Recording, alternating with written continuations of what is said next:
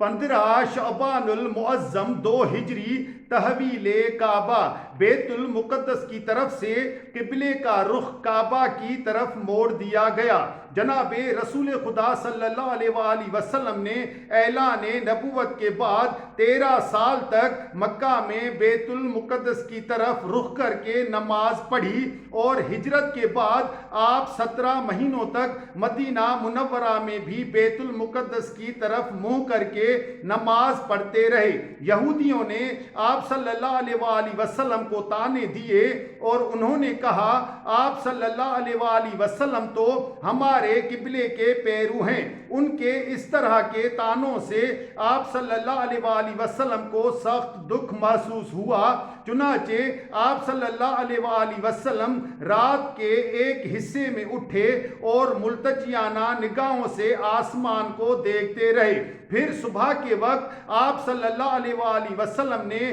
فجر کی نماز پڑھی، اور جب آپ صلی اللہ علیہ وآلہ وسلم نماز ظہر کی 2 رکعات پڑھ چکے تو اس وقت جبرائیل علیہ السلام یہ آیت لے کر نازل ہوئے، بسم اللہ الرحمن الرحیم، قد نرا تقلب وجہک فی السماء فلنولینک قبلۃ ترضاها فول وجہک شطر المسجد الحرام، یعنی ہم آپ صلی اللہ علیہ وآلہ وسلم کے چہرہ مبارک کو آسمان کی طرف اٹھتا ہوا دیکھ رہے ہیں۔ ہم ضرور آپ صلی اللہ علیہ وآلہ وسلم کو اس قبلے کی طرف موڑیں گے جس پر آپ راضی ہوں گے۔ آپ صلی اللہ علیہ وآلہ وسلم اپنا چہرہ مبارک مسجد الحرام کی طرف پھیر لیں۔ پھر جبرائیل علیہ السلام نے جناب رسول خدا صلی اللہ علیہ وآلہ وسلم کے ہاتھ سے پکڑا اور آپ صلی اللہ علیہ وآلہ وسلم کے چہرہ مبارک کو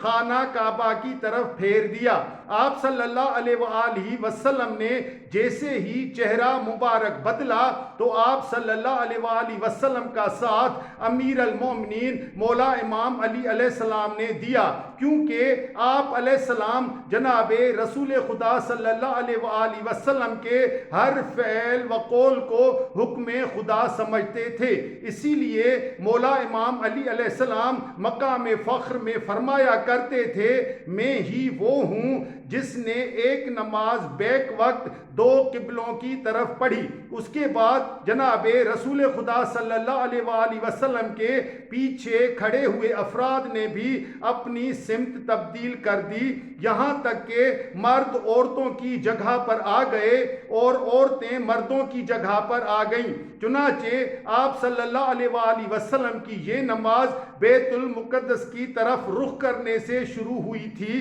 اور کعبہ کی طرف رخ کرنے پر ختم ہوئی، اور جب یہی خبر مدینہ منورہ کی ایک مسجد میں پہنچی تو وہاں نمازی عصر کی نماز پڑھ رہے تھے اور ابھی انہوں نے 2 رکعتیں مکمل کی تھیں۔ یہ خبر سن کر انہوں نے فوری طور پر اپنا رخ خانہ کعبہ کی طرف پھیر دیا، چنانچہ اس مسجد کا نام مسجد القبلتین رکھ دیا گیا۔ تحویل قبلہ کے بعد مسلمانوں نے جناب رسول خدا صلی اللہ علیہ وآلہ وسلم سے پوچھا کیا ہماری سابقہ نمازیں ضائع تو نہ ہو جائیں گی؟ اس وقت اللہ تعالیٰ نے یہ آیت نازل فرمائی، بسم اللہ الرحمن الرحیم، وما کان اللہ لیضیع ایمانکم، یعنی اللہ ایسا نہیں کہ تمہارے ایمان کو ضائع کر دے، یعنی اللہ تمہاری ان نمازوں کو ضائع نہیں کرے گا جو تم نے